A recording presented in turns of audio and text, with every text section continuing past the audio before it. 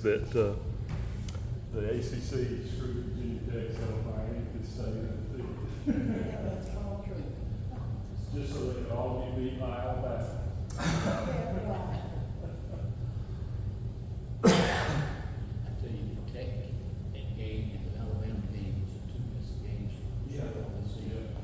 You know, I was watching the Alabama Georgia game, when we got what, like 28-0, I went to bed. Yeah. I get up the next morning and it's like a one-score game, 41-34 or something. I'm like, what in the world? In the last 2 seconds. Yeah. That's true. And a 17-year-old, Mhm. what is it, 17. But my funny thing is that there's an SEC network, you know, on cable, and every afternoon they have this guy called Paul Feinbaum, who's bald, got ears big as this, and everybody calls in. And so yesterday, just for fun, at 3 o'clock, I turned that on. I just wanted to see, because you know the Georgia fans are calling in, oh, it's the end of the world, the apocalypse is here, you know. Oh, who needs Nick Saban? We got a coach, you know, da, da, da, da, da. It's just hilarious. It's just hilarious to watch football.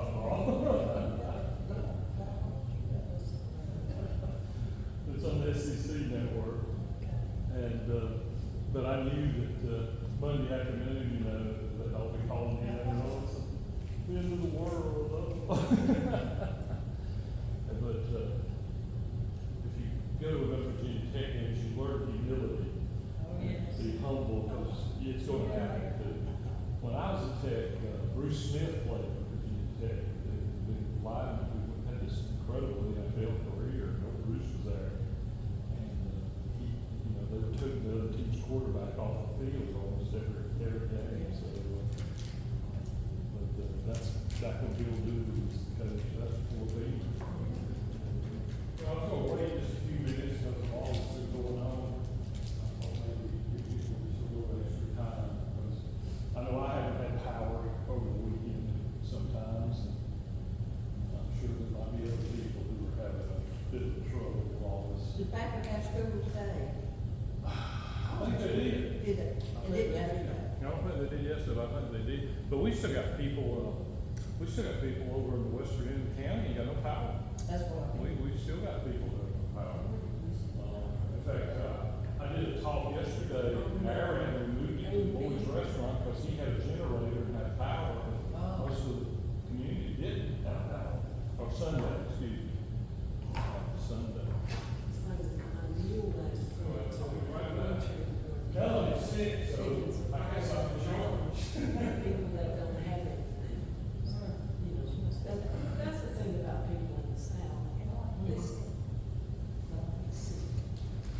Just get out of their way, get fixed.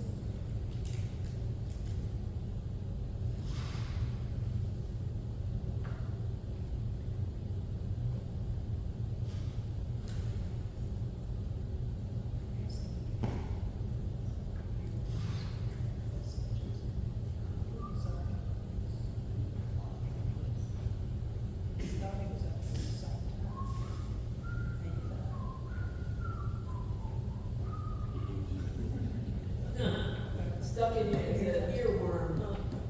Andy Griffith has made me a lot of money, so let me tell you, he has.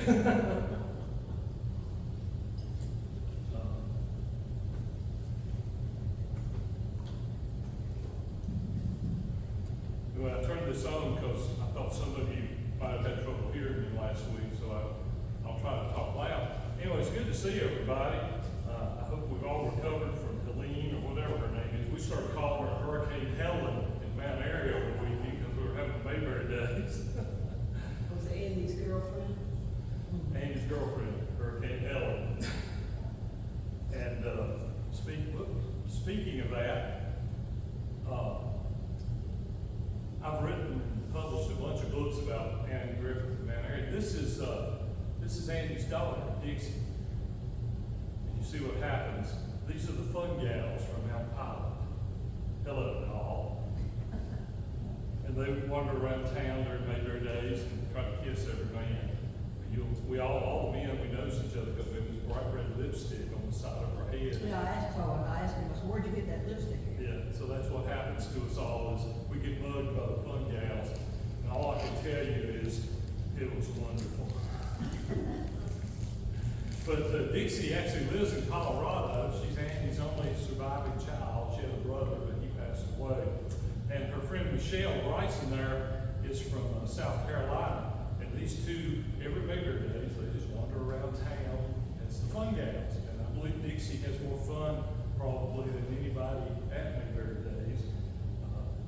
And she likes my book, thank God. It'd be bad if she didn't like my book. And this is her daughter, Kim. I gave Kim one of my books, so Kim needs to learn her family history. I don't know that. Kim, I think, lives in San Francisco. Dixie has 3 daughters. There's no boys in Andy's line, it's all girls. But Andy's mother, who's on the cover of that book right there, you can't see her too good. She was from over near Kipler Valley. She was a nun in UNN, and she was from Patrick County girl. And I think that's where Andy Griffith gets all his musical abilities from that family, and they're all still a lot of them bluegrass pickers. So yeah, that's what I did over the weekend. What y'all do? Got Mayberry Days. But we do have a good time at that. But I never met Kim before. I met Dixie's other daughters, but I never met Kim. Yeah, watching the tree. Well, we had a bunch. I'll tell you, it was awful. Half of downtown down there didn't have power during Mayberry Days. And I thought this was going to be the apocalypse for sure. The Snappy Lunch didn't have power. I know, I walked by now and said, what's that? What do you do if there's no pork chop sandwiches at Mayberry Days? Anyway, I'll shut up now. So today we're going to talk about murder that literally close to home here at the Reynolds homestead. And it's not just a murder, it ends up being a very important court case in the history of the United States. We'll talk about that. I'm not a lawyer, I don't pretend to be. So if you want to know all the legalese, go see Kimball Reynolds is all I can tell you. But anyway, it's called Ex Parte Virginia, and Ex Parte, I had to look it up. It's a Latin phrase that means one side only, or by for one party. And in legal context, what it means in this case is that the men who are tried in this murder are tried in a jury that's all white. And their lawyers tried to get at least a third African American men on the jury. And that gets complicated, it gets appealed, and it's going to end up going all the way to the Supreme Court of the United States in Reeves, Virginia versus Reeves. That really should be V, not versus. I still think it's Virginia Tech, apparently, but it should be V. So this is a very important civil rights case that happened. And the first time I ever saw a picture of Kitty Reynolds was in the kitchen right across the road over here. I remember years ago about her. And as soon as I do that, I hear the door open. She's an interesting person. I'm sure some of y'all may know more about her than I do. But I have her being born in 1838, and I also have her being born not here, but she was actually one of the pens, or owned by one of the pens, and that Parte Reynolds is going to purchase her after his neighbor Grandpa Penn died. She came here about 1847, 1850. She married Anthony Reynolds, who I guess was another one of the slaves here at the Reynolds homestead. And the story is that supposedly Kitty Reynolds saved Parte Reynolds' life because they had a bull here at the Rock Springs that apparently didn't like men but liked women. Well, he was a bull after all, I guess, so he liked women, not men. And if a man went inside the fence with him, he would try to kill you. And Parte Reynolds, for whatever reason, the story goes, got in the fence with him, and the bull came at him. And Kitty distracted the bull long enough for Parte Reynolds to get away. And apparently this was remembered by the Reynolds. She became the nanny to Hart and Nancy's children. And you hear different rumors and stuff about all this. Nancy supposedly had, like 16 children? RJ had 15 siblings. Good gracious. 8 lived to adulthood. And Kitty, I've seen 2 numbers. I've seen Kitty had as many sale. So, phew, I know, I have 4 grandsons come over and it's chaos. I just can't imagine what double-digit grandchildren would be like. Goodness gracious, a lot. But, you know, supposedly is that R.J. Reynolds would take care of her, bought her a house in Martinsville, would send a car up here for her, and maybe train tickets, and she would come down to Winston to visit him and his family. So they always remembered her. I believe Kimball, Hokey Kimball Reynolds, the lawyer of our Martinsville, is descended from her, as I'm sure there are a lot of 21, probably a lot of them descended from her. But that's how we come to be here today, is Kitty. And this is one of those stories that I heard, so I wrote a little bit about it. Now, I found the appeal for this case, and I'm going to read a little bit from it so that just literally you get it from the horse's mouth here and not from me. But this thing, like a lot of stuff in Parte County, if you go digging through the New York Times and places, you'll find it. It will be in the New York Times. Because, you know, this is going to be a case of 2 black men accused of killing a white man. And I almost think it's, in a way, it's a miracle that the 2 Reynolds young men survived this. Because, you know, it's a different time. And, you know, last week we talked about lynching, and that was a white man. So just imagine what happens when you kill a white man and black, and even in Parte County after the Civil War. So, Lee and Burwell Reynolds, they were respectively 17 and 19 when this happens. And of course, you know, by the laws of Virginia, to be on the jury, if you were, quote, male citizen, 21 years and not over 60, in that age range, you're entitled to vote, hold office under the Constitution and laws of the state, and you shall be liable for jurors. And at least part of the jurors should be of your own race, or at least that's what people thought. They alleged in this appeal that a strong prejudice exists in the community of Parte County against them, independent of the merits of the case, and based solely on the fact that they are Negro men. And the man they charged with having been murdered was a white man. So Burwell is younger than his brother Lee. They were convicted for this murder and tried to have a new trial. They tried to get it put in federal court, and you can just, it always amazes me. You just imagine today if you had something like this happen, the legal shenanigans that would go on would be just unbelievable. But this was all started when Aaron Shelton, although you see his name is Seawell and other things too, he was walking, and I think this happened, this is the bus garage over in Stewart,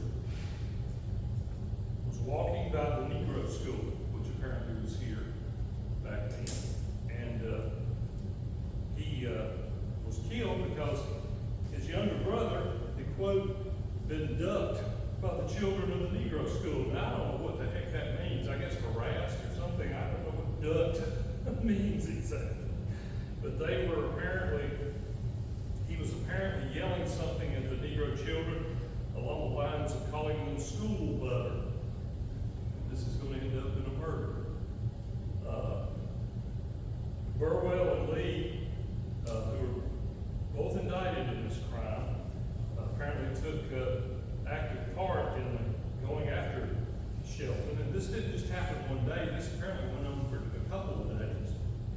And it started about 2 weeks before the murder actually happened. And they again were walking by the school, harassing the black children. Or the black children might have been harassing them, and we might have had a little back and forth, I would dare say. So at recess one day at the school, their teacher, who had left the school and left one of the more advanced older children in charge, was again harassed by the Shelton boys. And apparently the Negro children took exception to this, and the school children, quote, pursued him until they arrived where Aaron working on some logs and stuff. And there was another witness, a fellow named Asa Tugger. And an altercation took place between the school children and Aaron Shelton. And apparently, he went back and approached the sister of Burwell and Lee Reynolds, and apparently threatened him. It says shook a stick over his head, and eventually he was going to threaten him, where he was going to shoot them if they kept doing this. And apparently the older brothers, Burwell and Lee, found out about this and confronted Aaron Shelton, his brother, and apparently this resulted in logs being rolled out blocking the road and things, and the Reynolds boys apparently were trying to get through with their wagon, and one thing led to another. He fell over one of the logs in the altercation, and one of the Reynolds boys stabbed him in the back and killed him. And this thing just goes on for page after page about logs in the road and people killing each other by stabbing. But all of this because of the children at the school in Shelton and his brother harassing him. So the Reynolds boys are taken to trial and are convicted. One of them, I believe, gets 15 years for this, and I'll give you all this if you want it, but after we leave, you can see the court case, what happens to it. Do you have copies of that? Yeah, I can bring you one, and I can get copies. Yeah, and I'll leave this with y'all. Sounds good. But I found this, it was online, just Google Parte, Virginia, and you'll find all kinds of stuff. This is unbelievable. I was really hoping I could find pictures of the Reynolds brothers, but I couldn't find a picture of them, which isn't surprising.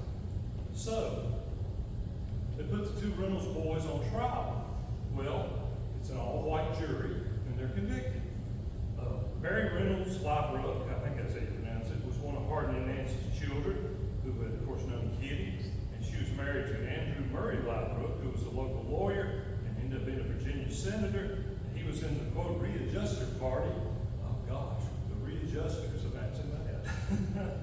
He and another lawyer named William Martin agreed to defend Burwell and Lee Reynolds, and both of them, interestingly enough, had been in the Confederate Army and been officers in the Civil War.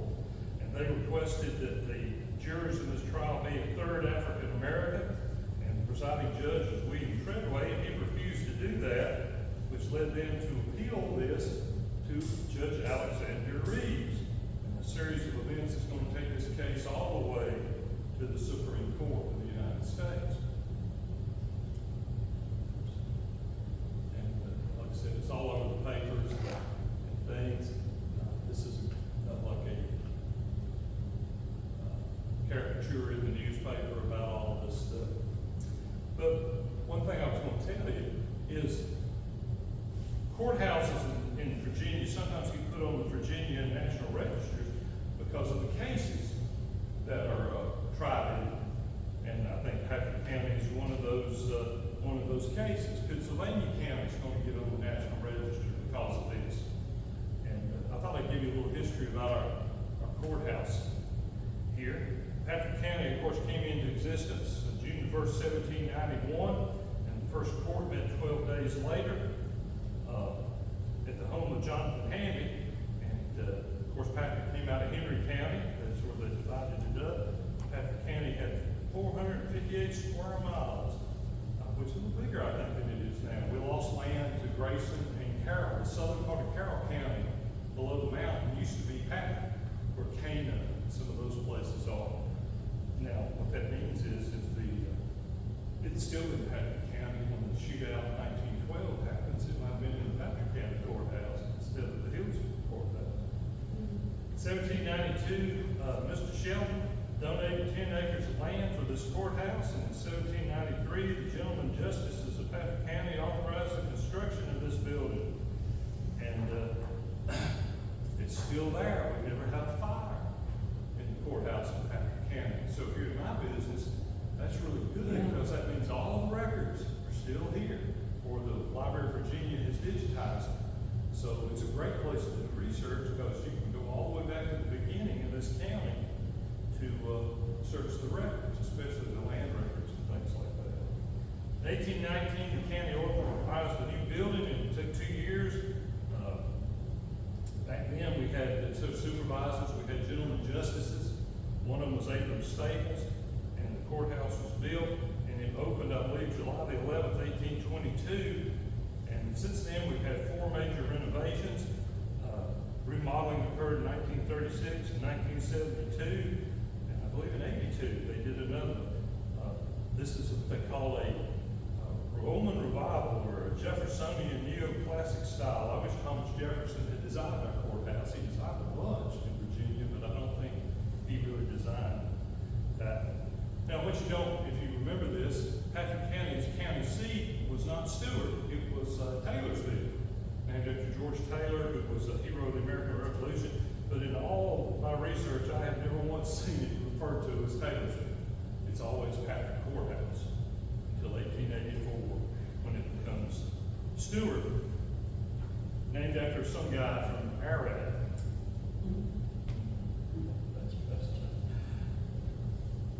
So the most famous courthouse, of course, case is the one of the Reynolds boys in January, I think, of 1878. And you think about that, that's 13 years after the Civil War is over.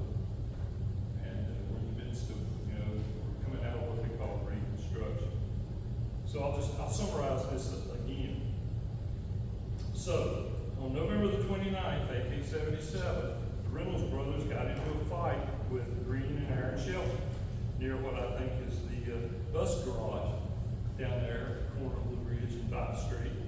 And the cause of the altercation had been harassment by the Shelton boys directed at the Negro children there on Campbell Branch. Aaron Shelton knocked Lee Reynolds over a log, and then Burwell, his other brother, came up behind him and stabbed Shelton in the back, resulting in Shelton's death on the next day. In April, Patrick County tried the 2 Reynolds boys separately, and Judge Treadway presiding with his all-white jury, even though, as I stated, they had requested that a third of the jury be black, convicted.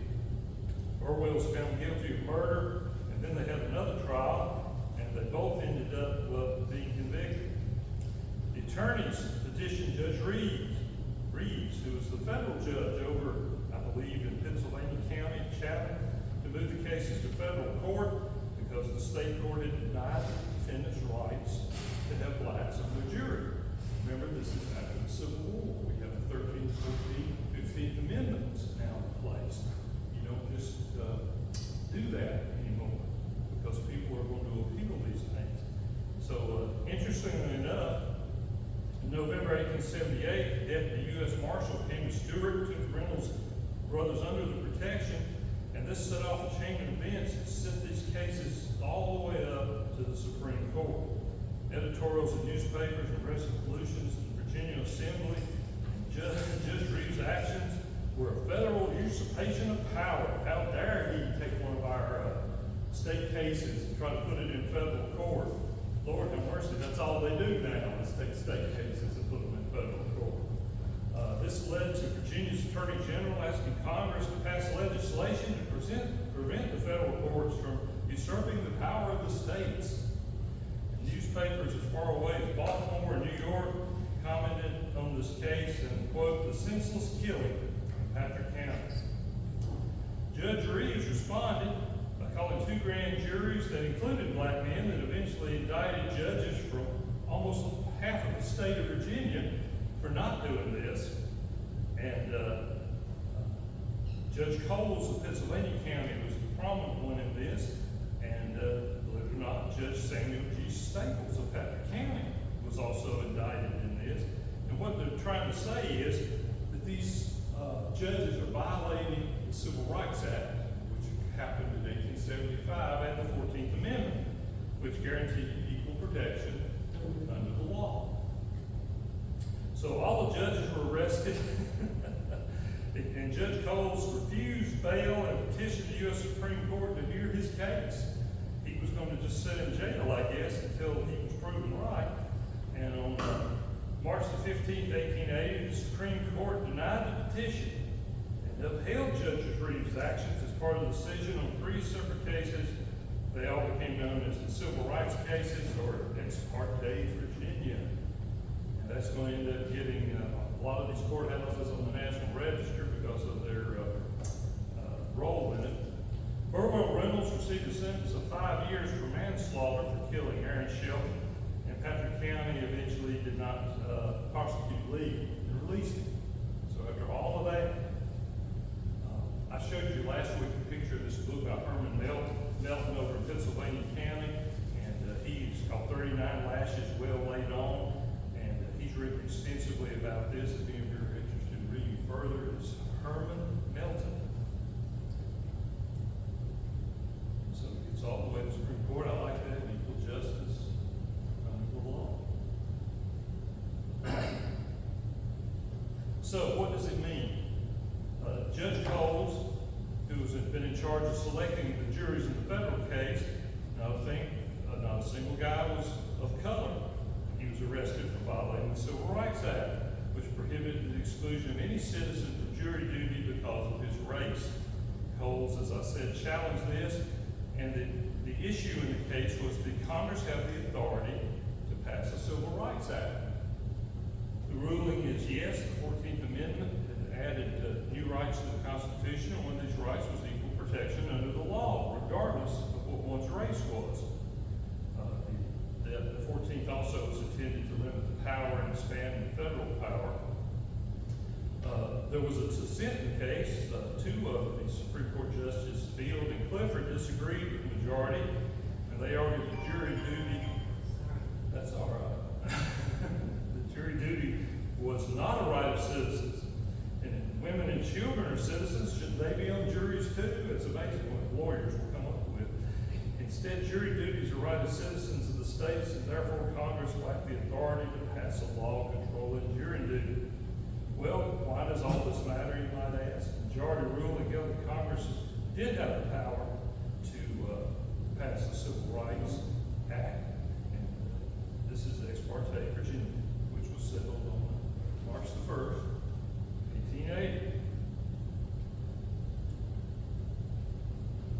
Here's Judge Reeves. Check out that hair. Mutton chops. I seem to be the king of the dudes with the bad hair days. I do have an appointment to get mine cut on Thursday, so I will not be quite as scruffy as the last time, as the next time you see me. So anyway, I thought I couldn't find pictures of the Reynolds boys, but I found a picture of the judge. And boy, I believe he would be a little scarier than Judge Hooker. Yeah. You remember when we all got our driver's license, we always had to go stand in front of Judge Hooker and get our driver's license. Did y'all ever? Judge Ruth, she was a little bit afraid of it. Yeah, I never had to stand in front of Judge Hooker and get mine.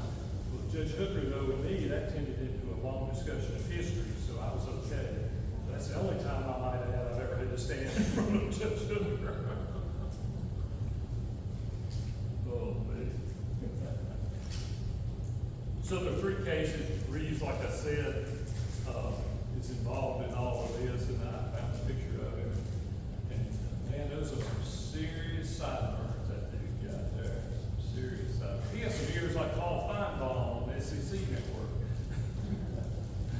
So I'm just showing you this. This is what the Virginia versus Reeves, and this is all legalese, and you might be bored to death reading this, but it just tells about what it is.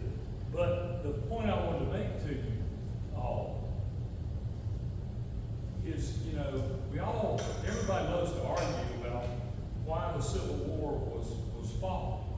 I get this all the time. Why did they fight the war? It was rights, it was terrorists, it was slavery, all these things. What we never talk about, though, is what did the Civil War do? And what the Civil War did was it got the 13th, 14th, and 15th Amendments passed. And if you've ever seen the movie Lincoln with Daniel Day-Lewis playing away, that whole movie is about him trying to get the 13th Amendment through Congress. And the shenanigans he has to go through to get that done, it's just incredible. And so if you ever get a chance to watch that movie, Daniel Day-Lewis, of course, is great in anything he does. But he won the Oscar for being a hero. He did. It was a great movie. Yeah. But that's what it was about, was the 13th Amendment, getting the 13th Amendment through Congress right before Lincoln was assassinated. So the 13th Amendment, gets rid of slavery. And the 14th Amendment, shown here, all persons born or naturalized in the United States and subject to the jurisdiction thereof are citizens of the United States and of the state they reside. No state shall make or enforce any law which shall abridge the privilege or immunities of the citizens of the United States, or shall any state deprive any persons of life, liberty, or property without due process of law, nor deny any person within its jurisdiction the equal protection of the law. Have you heard any of these statements before, ladies and gentlemen? Now, the one that's kind of relevant today about this is right there. You can't hold office, civil, military, in the United States, if you shall engage in insurrection or rebellion against this country. Well, this is what they tried to put on Donald Trump, saying that he led an insurrection. And there was all kinds of talking heads on TV going on and on about this. But just to show you, this stuff's still relevant today in some ways. And that's the one they tried to use on Donald Trump. And then there's the 15th Amendment. The right of the citizens of the United States to vote shall not be denied or abridged by the United States or any state on account of race, color, or previous condition of servitude, if you were a slave. Now, this is my professor, Bud Robertson at Tech, and he always said this to us: can't understand what the United States is until you understand what the Civil War was. So without the Civil War, the 13th, 14th, and 15th Amendments certainly wouldn't have happened as quickly as they did, and wouldn't have been of consequence as they are. By the way, this is him. He came to Bassett to help us raise money for the historic center over there. If you knew Bud was a little bitty short guy, and I'm 6'3", and he stands up in a chair, and he has just whispered in my ear, "Now I'm taller than you, you SOB." And that's why I'm laughing when he's laughing. So again, here's Pennsylvania courthouse. They got it put on the state and Virginia National Registers. They just put up this historic highway marker about Ex Parte, Virginia, because of its role in all these cases. So all this happened. All of this erupts because Kitty Reynolds' sons stabbed Aaron Shelton in the back over harassing the children at the Negro school in Stewart. So Kitty, like I said, I think she moved over to what we call Preston, and she lived there, I guess, with one of her sons, maybe Dave, until she died in 1930. Wow, 1930. And she's buried over there in Mount Olive Christian Church Cemetery. I guess that's probably about 10 miles from here, give or take. And she is, like I said, got descendants everywhere. Kimball's the one I know the best. So here she is, the woman that saved Hardin Reynolds, and her sons get all the way to the Supreme Court of the United States. Now we're gonna change directions just a little bit, because I want to show you a couple of things. He left here because there wasn't a railroad, and he went down to Winston. And if you've never seen this is the statue of R.J. Reynolds coming into Winston as a young man. And this is right in front of the Wells Fargo building today, or the Wachovia building, First Union building, whatever it is this week. And, Yeah. and if you've never seen this, it's really kind of cool. It's him as a young man coming into town to, I guess, change the world, you might say, a little bit. I have a daughter-in-law who teaches at school in downtown Winston. She must have been desperate. She invited me to be the graduation speaker one day. This is like for 7th, 8th graders.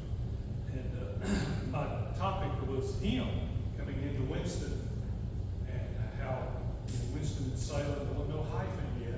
There's still separate places. And how he put the hyphen in Winston-Salem, so to speak, and good or bad, depending on how you might look at that. R.J. Reynolds certainly changed things in that town. And I encourage you to go check this out sometime if you've never seen it. It's like I said, it's right in front of the Wells Fargo building there in downtown Winston. Of course, this is where R.J. and all his children are buried there in the Salem Cemetery, almost behind the Wells Fargo building. It's very close. Of course, Catherine, who was a Mount Airy gal, that he married, Catherine Smith, and the children. And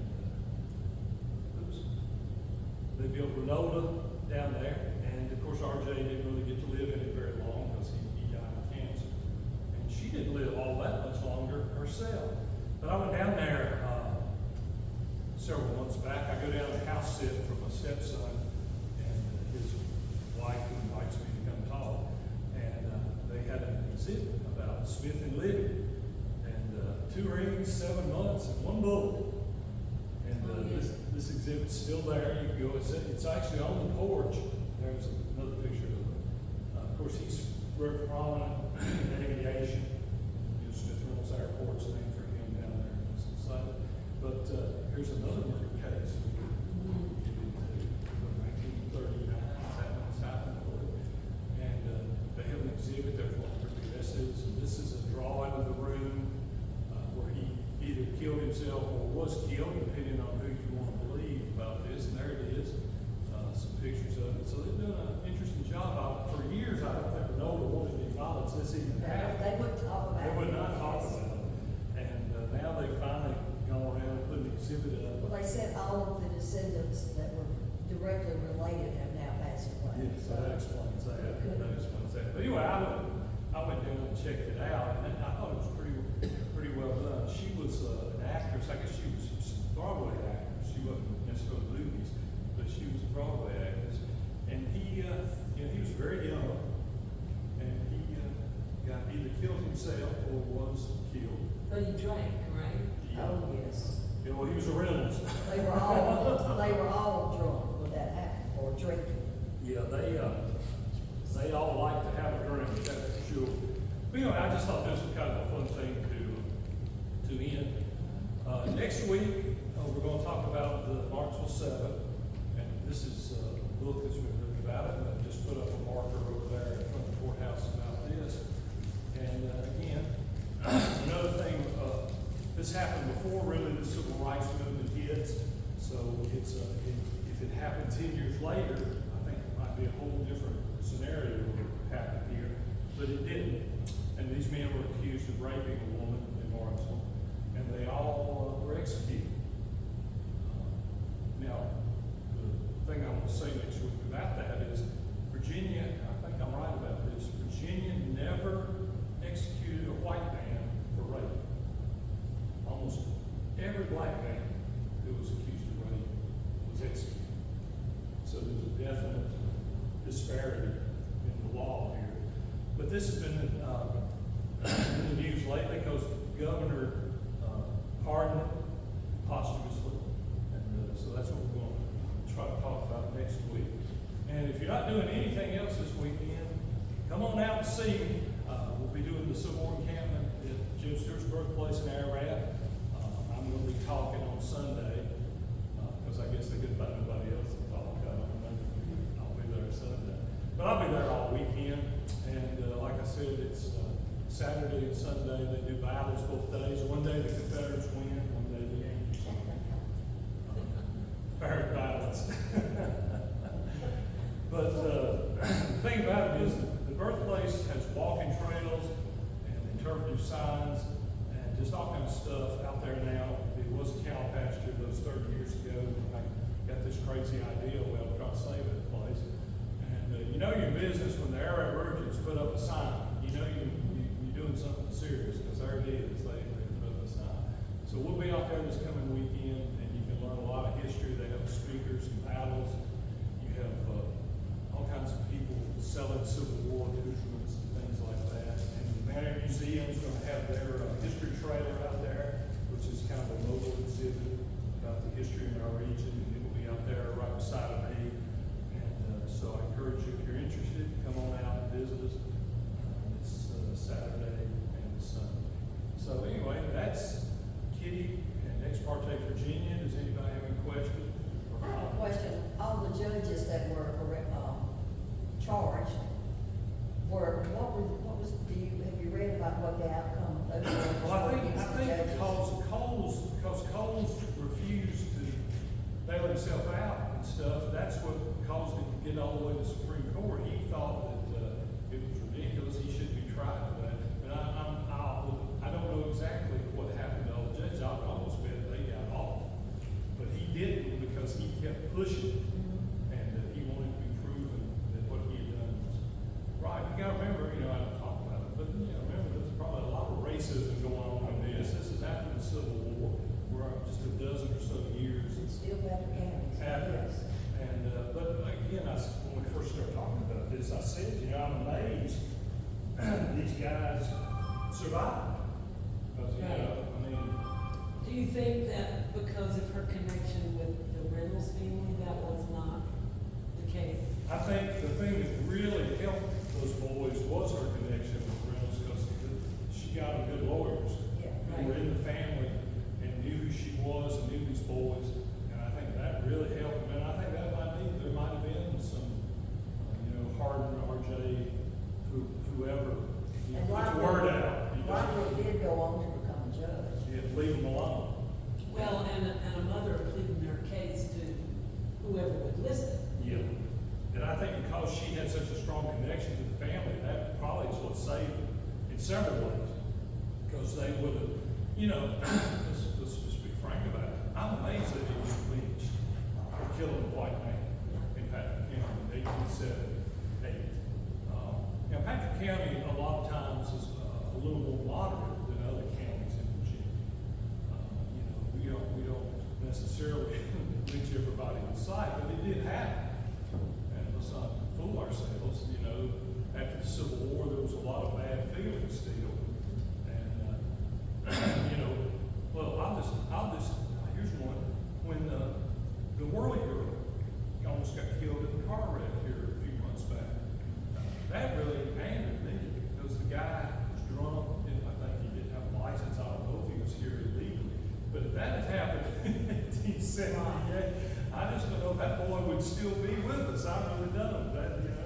People get riled up. Last week we talked about all the granddaddies of my buddies going out and lynching that guy who killed Satan. And you get a little alcohol going, get a bunch of guys together. Tell them what might happen. Especially in a rural county like this. Because to get the sheriff, then to get to you, might take all day. It might take a day to get to you and stuff.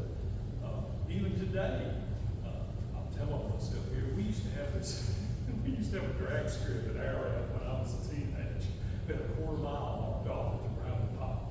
Well, we knew that it would take the deputy from Stewart almost an hour to get up there, even if he knew we were doing it. If somebody called the law on us, so we'd get out there, we would race for about a half hour, and then we'd all disperse, and the sheriff would come through Arrowhead, and there would be nobody there, and we knew about how long, and we had a guy who kept on looking for it to come, so we knew, it takes a long time in Patrick County. Imagine how rough and rugged it was then to do something like this. So, of course, some of my buddies used to tell me, you ought to write a book about us, but we had to kill you. We had to kill you.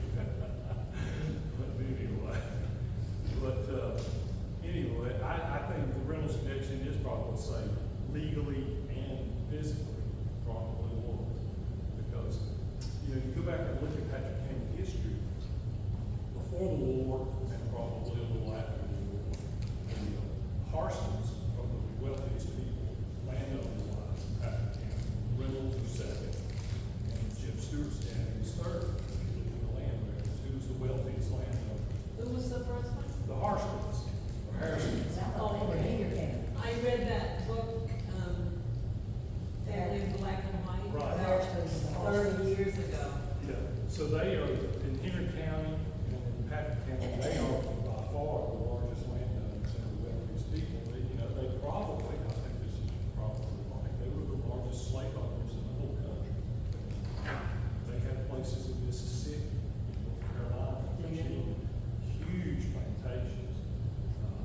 years ago, I went down to Family One in Mississippi. I was down there looking for Harper Lee or somebody like that. And I found the Harson place in Mississippi. There's a cemetery there. A lot of them are buried. A lot of them are still over there in Beaver Creek, where Carter Bank owns them. But they were some of the biggest, like I said, landowners and slave owners in the country at the time. So they, even in Patrick County, they were the wealthiest people. And you know, what you do is you go back today and look at the African Americans in this county. What are their names? What are their names? Reynolds, Harrison. Staples, Harrison. And that's because that's who were the largest slave owners a lot of times in Patrick County. And Stewarts weren't quite as wealthy as those others, but all you gotta do is read the order books in that courthouse that ain't burned down, and you'll find out real quick who was running things. It's not too hard to figure out. Staples were much more prominent back then than, I guess we still have some white people named Staples, but back then they were very prominent in this town. There were lots of political positions, and I know that because you just go read the order books. And I'm sure you all got something a lot better to do than go read the order books in Patrick County Courthouse. But me and Susan, we got to know each other real well. They were on land grant, were they, like ours? Well, they were land grants, but you know, they ended up buying a lot of land because they, you know, they had huge plantations. They were able to buy the land, and they got just unbelievably well before the war. Like Fairstone today, you know, they owned, I guess, the iron forges, or Fairdale, the town that's under the lake now. That was the, you know, they had huge tobacco, wheat plantation, and they, you know, they got bigger. They got land grants to start, and they expanded. And, oh goodness, you know, the old joke is with the, you know, black people are named Harrison, white people are Harston. Run into one of the white people and you call him a Harrison, you will get corrected. Fight words. You will get corrected. I know this because I've been corrected several times. They want to make sure you understand that they are the, I guess they're the white people. Those are their people who were descended from the slaves, so they don't pronounce it the same way. There was a lady I was growing up in the church. She was Mrs. Harston, and you said, Miss Hairston, how are you this morning? She would correct you. Oh yeah, she gets you. Yeah, I've run into that too. There was one in Martinsville, phone directory, and in parentheses, it said, really? Yeah, in the old days. But you know, in the old days when we still had phone directories, Right. you can pick up a Martinsville phone book and it's just Harrison. It's just unbelievable. And that's because, like I said, they were some of the largest slave owners and landowners in the country, not just here, but in the country. And I don't know if I told you this story. One of the murders in my book is Jeb Stewart's granddaddy, William Letcher, gets killed. And George Harston comes over and rescues Mrs. Letcher and takes her back, and he ends up marrying her. Has 12 children with her. And Mrs. Letcher / Harston is not only Jeb Stewart's great-grandmother, but also all the white people are descended from her too.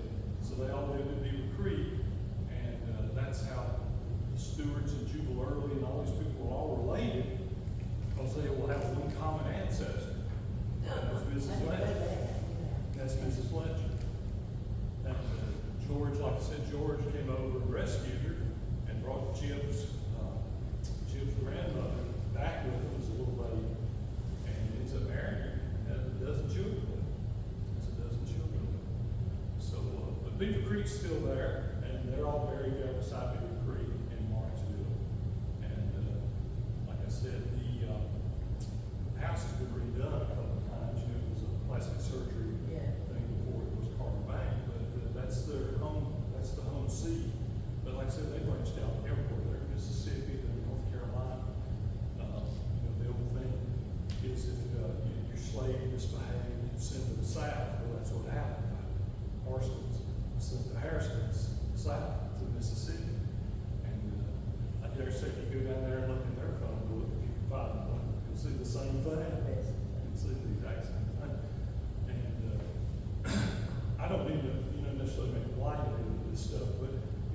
history, it's what Yeah, happened. it's- And, you know, I'm not making light of the fact that these people were held in bondage, but,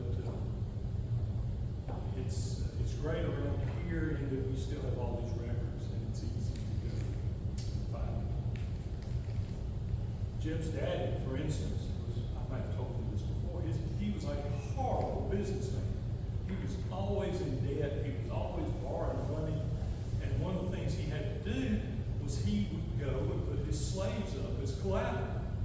Like we would put up land or something for collateral, he put up his slaves, but when he did that, he had to write everyone on his name down, and they're all in the order book in Stewart. So I know the name of every black person that lived at Laurel Hill, because Jim's daddy was just so bad a businessman. But you gotta dig, you know, to find How many out. slaves did he have? 30, he had about 30 in 1850. So he's not near the level, the Harstons, the Reynolds, not The near. highest number I read of Reynolds was 80. Yeah, but think about that, man, Yeah. you got 80 That's a people lot. in your, that's a lot. That's a lot. Stewart's, like I said, have half that number. And most of theirs are women and children. They don't have that many males of age. Because, you know, that's what they wanted. They wanted, you know, men who could work. Of course, I'm sure they work those women pretty darn hard too, but with field hands, you know, you don't necessarily put the women necessarily in the field. You can. Of course, I say that now, and I think about all the girls I grew up with, they were in the tobacco field right beside Yeah. me. So, I was a field lady. I was a field lady. you know, you know, all the girls I grew up with could drive tractors and run deer. They sure could. Anybody else, anything? It's Parte County history, I'll stand here and talk with you all day. That ain't no problem. I was just thinking the other day, any of y'all ever remember, Mr. O.E. Pilson? You remember Mr. Pilson? I remember the name. He was a teacher, he was Harold's brother.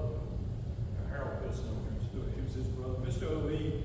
was the principal. And myself, and a lot of guys my age, he would mentor us, he would take us around. Almost everything I learned early about the Harstons was from Mr. Pilson.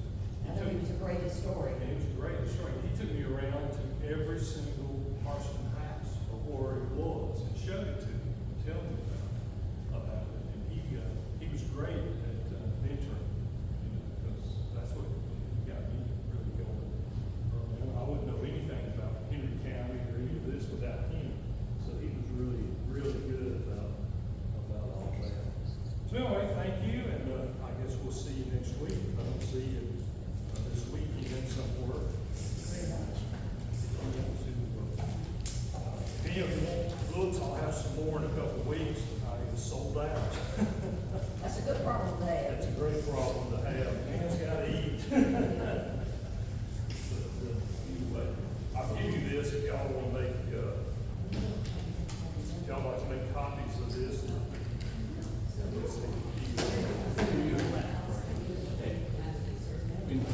I'll finish it.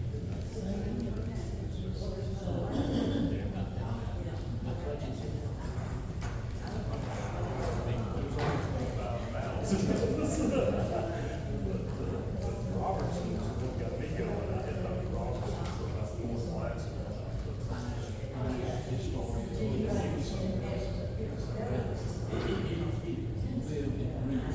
Oh, he did. But he was so good, he turned us all over to him. And he really did.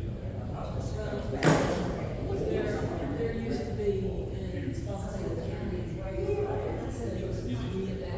that was responsibility courthouse.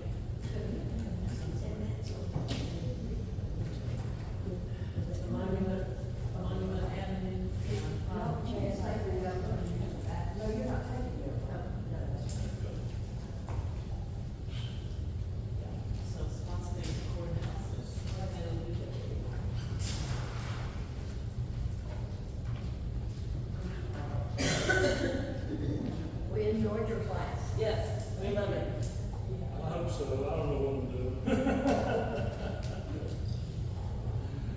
Don't be so tough. I did it over about 50 years. And it was, it's short. What is that?